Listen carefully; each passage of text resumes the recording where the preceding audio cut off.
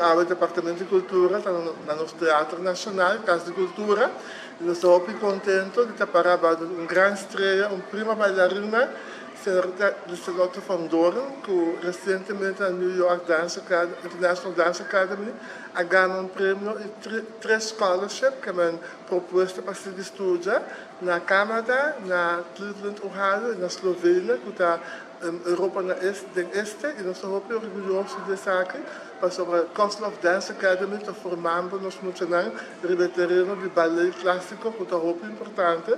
Nós temos como uma das nossas prioridades no manejo formação de jovens de arte.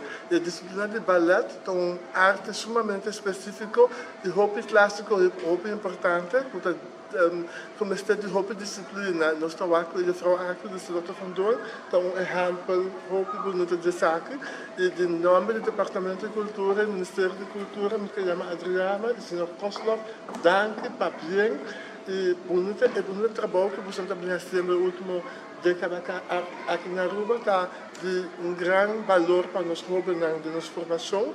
E me sabe que o weekend aqui também um tremendo show, de sábado e domingo, aqui na plataforma, aqui no Teatro Nacional Casa de Cultura.